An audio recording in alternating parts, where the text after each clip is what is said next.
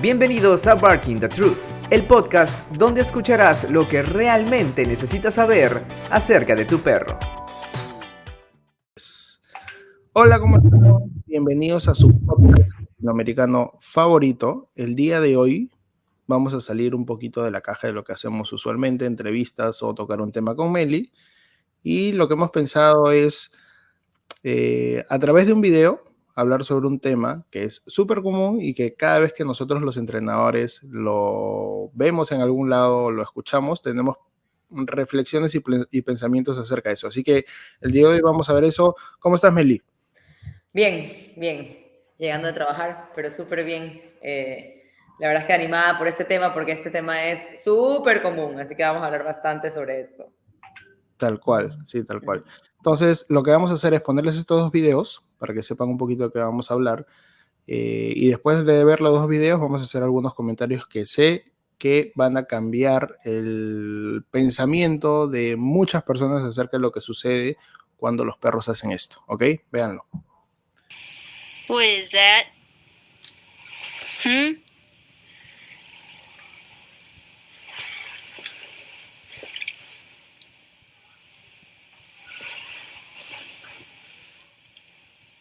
Did you do that?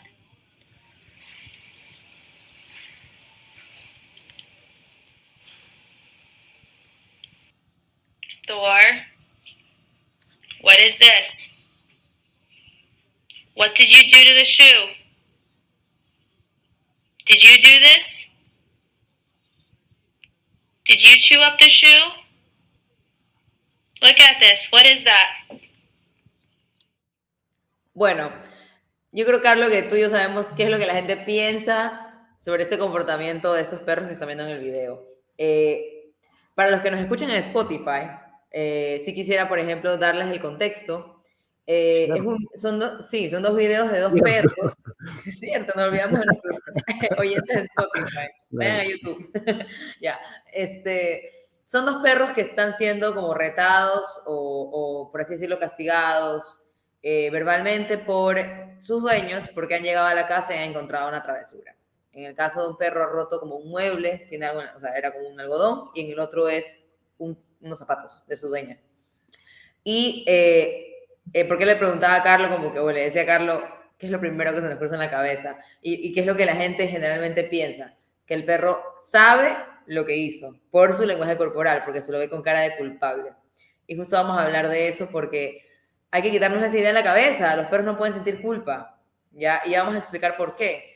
Pero en este lenguaje corporal de estos perros, realmente los perros, lo más probable es que no sepan qué es lo que pasó. Así es. Sí, a ver, varias cosas, ¿no? Es algo que suelen hacer los dueños de forma súper frecuente. Gracias a Dios, varios cuando llegan a nosotros, los entrenadores, les explicamos por qué no es conveniente hacer eso, y creo que eso lo podemos tocar en la segunda parte de lo que vamos a conversar, porque hay algunos efectos secundarios de hacer esto que son totalmente negativos para la relación entre tú y tu perro y para el perro mismo, ¿ok? Sobre todo por un tema de no comprender lo que está ocurriendo. Pero inicialmente, como dice Meli, el tema de la culpa, y de repente ella puede desarrollar bastante eso porque con su background de psicóloga puede marcar la diferencia que hay entre la moral, la ética, la culpa, que tiene que ver con una conciencia totalmente humana, que es distinta al animal. Pero otra de las cosas que ocurre es la forma como los perros aprenden y perciben el mundo y las cosas que ocurren incluso en el tiempo, que son distintas a nosotros. Una de las cosas que yo siempre les digo, por ejemplo, a los dueños cuando trabajo con ellos, y esto lo marco, seguramente tú también, Meli, bastante cuando trabajamos con el condicionamiento operante, que es un aprendizaje basado en consecuencias, ¿no? Y usamos, por ejemplo, marcadores verbales, justamente para poder marcar las conductas en el tiempo exacto. Entonces, ¿qué es lo que ocurre? Que en un acontecimiento como este, en el cual el perro cometió alguna travesura de perro, ¿no? En ausencia o sin supervisión, cogió un zapato, ¿el otro perro que era, Meli? Era como una especie de algodón, parece que había sacado algún tipo de pedazo de mueble. Sí, del mueble, ¿cierto? Entonces, lo que ocurre ahí es que hay un desfaz súper claro y notorio entre el acontecimiento, la acción y la consecuencia, ¿ok?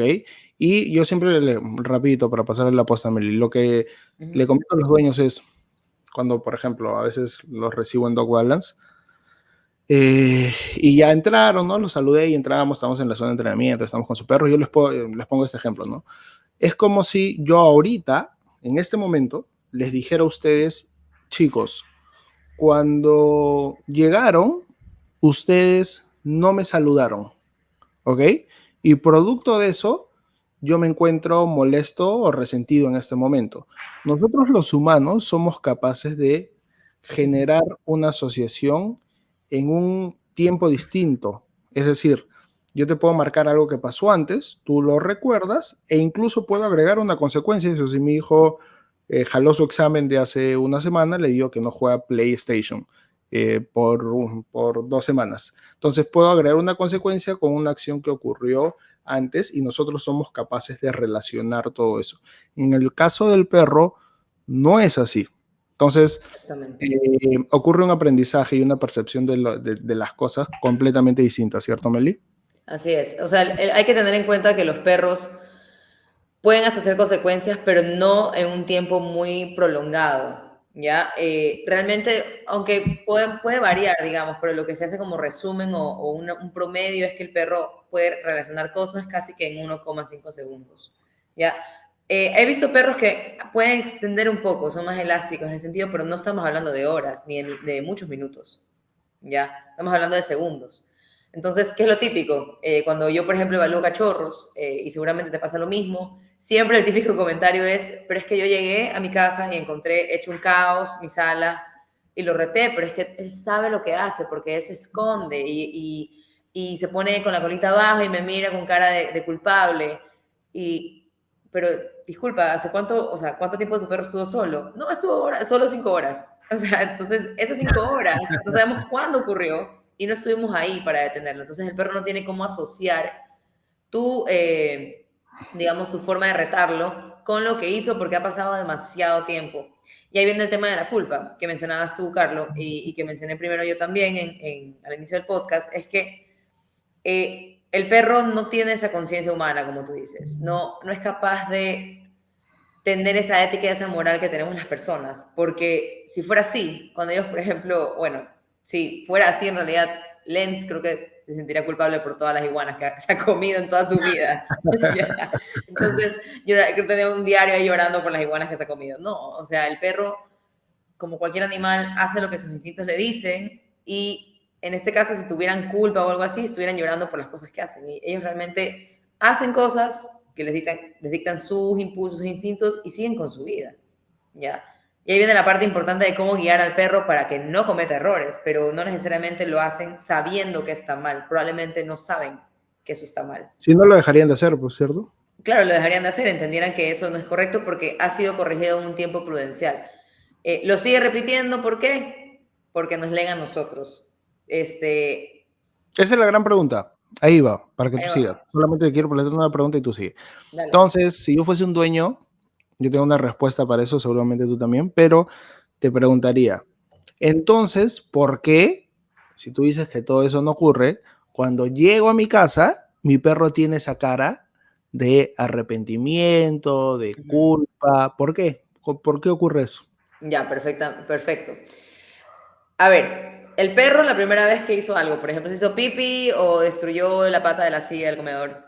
Ya, la primera vez que lo encontramos haciendo eso, ya después del tiempo en el que yo debía haber intervenido, lo primero que hicimos fue cambiar nuestro tono de voz, nuestra postura, hacer algún sonido, por ejemplo, un aplauso fuerte o, bueno, hay gente que les lanza cosas a los perros, o sea, realmente uno no sabe lo que pasa a veces entre dueño y perro.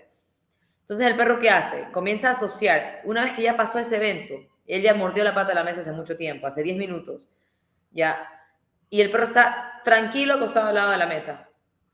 Y viene la persona con esta actitud, con este tono de voz diferente, a gritarle, a corregirlo, a regañarlo. El perro empieza a asociar que la presencia de su dueño con la pata de la mesa o esa zona, ¿ya? Es algo negativo. No necesariamente entendió que lo que hizo, que fue morder la pata de la mesa, estuvo mal, no. Entendió que la presencia del dueño con este objeto o lo que sea que haya estado mordiendo era algo negativo. Por lo tanto, cada vez que él esté mordiendo esa pata de esa mesa o la pata de la silla y aparece el dueño, automáticamente el perro ¡pum!, muestra un lenguaje corporal de sumisión, es decir, de No miedo. porque entienda que es algo que está mal, No. sino porque nosotros hemos condicionado una respuesta emocional por dos estímulos, ¿no? Exacto. La presencia de la pata mordida, la pichi en el piso, ¿ok? Que es la clásica, pichi en el piso, y tu presencia crea una respuesta emocional en mí causada por los acontecimientos previos con esos dos mismos estímulos. ¿Qué ocurrió antes cuando había pitch en el piso y tú llegabas? Te molestabas y eso crea una respuesta emocional en el perro de estar impactado, no saber qué es lo que ha ocurrido y todo eso el perro lo manifiesta a través de su lenguaje corporal. Entonces las siguientes oportunidades, cuando él se hizo la pichi hace una hora, tú abriste la puerta y entraste, él ve la pichi, te ve a ti y están los dos estímulos que ya han creado una asociación y que en las siguientes oportunidades crean una respuesta emocional en él. Y lo otro típico y clásico que contribuye a eso es que tu perro cuando te ve entrar y tú ves la pichi, tú te molestas, ¿ok? Y tu perro, si hay alguien que te conoce en el mundo y lee tu lenguaje corporal, o sea, para que te hagas una idea, no existe un ser en la tierra, ni tu esposo, ni tu hijo, nadie, ni tu mamá, ni tu papá, que lee mejor tu lenguaje corporal que tu perro. Entonces, es de locos. Tal cual. Entonces, cuando tú entras por esa puerta y ves la pichi, o presumes que puede haber pichi, y encima vas exclamando lo que tú dices, oye, ¿por qué ya te habrás hecho? Y todo eso, tu perro automáticamente te siente de esa forma.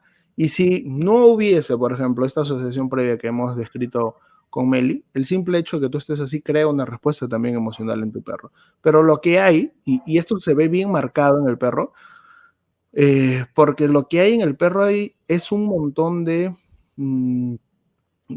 no sentido, o sea, no tiene sentido para él lo que está ocurriendo. Se confunde, es confusión.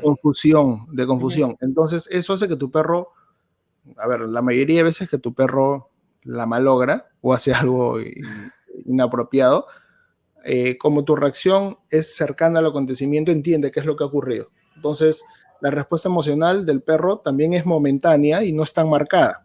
En cambio, cuando tu perro no sabe por qué ha sido y tú estás así, tiene una respuesta emocional más marcada porque hay incomprensión y no entiende por qué tú, que eres su dueño, estás molesto con él. Entonces, es importante que analicen todo eso antes de comportarse como dueños de esa forma. ¿Por qué? ¿Cuáles son las consecuencias de hacer esto, Meli?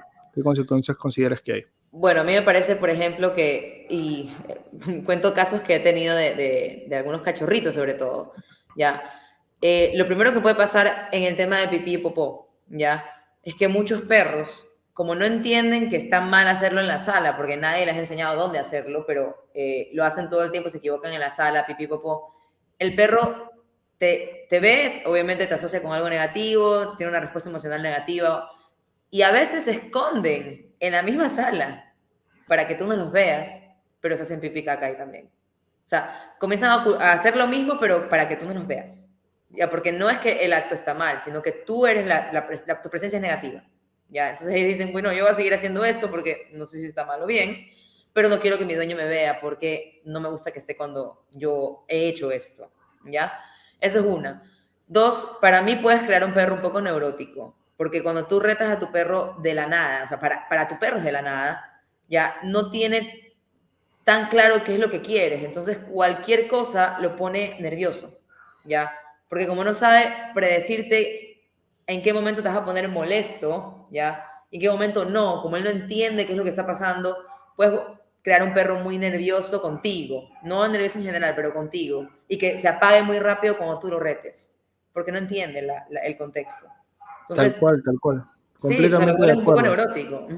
Ajá, sí, me acuerdo, primero lo que tocaste, coincido totalmente porque me han tocado perros, más de varios, que cuando terminaban de hacer, una vez me pasó cuando recién empecé a entrenar perros, me acuerdo, clarito, un beagle, macho, adulto, lo llevé a hacer, era nuevo, ¿no? Acaba de llegar, está en su primer día, creo. Lo llevé a hacer y se puso a hacer, y cuando terminó, yo sostenía la correa. Yo siempre tengo la costumbre, sobre todo en esa época, ahora ya cogiendo perros jodidos, cambiado un poco eso, pero antes me gustaba agarrar la correa con la punta de mis dedos.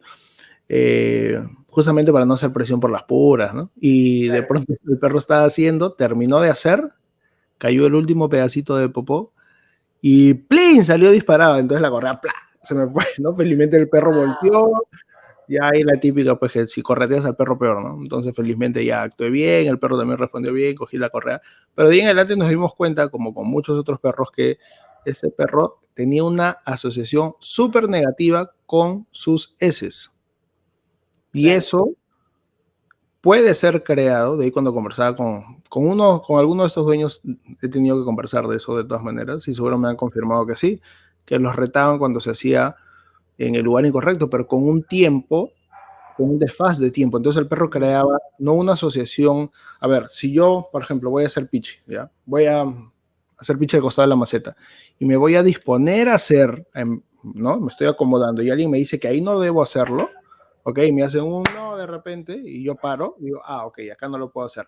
Pero si yo terminé de hacer, boté el último pedacito de popó, pasaron 15 minutos, estoy por ahí y alguien viene, o estoy cerca, o agarro al perro, que es algo que hacen muchas personas. Y lo llevan ahí, ¿no? Llevan y le dan al periódico encima.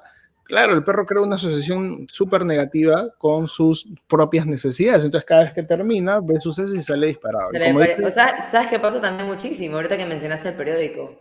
Hay perros que te destruyen el objeto con el cual tú los has amenazado. Sí. Te juro que parece mentira, pero sí. O sea, le cogen rabia y lo destruyen. Y tú dices, ¿pero por qué? Porque, claro, ha sido asociado negativamente. Tal cual. Sí. Y respecto a lo siguiente, concuerdo también totalmente. Ojalá, estoy esperando el momento en el que no concuerde. Pero hasta ahora en todos los podcasts concuerdo. Por eso tenemos un podcast juntos. Sí, pues, o sea, ¿qué pasó?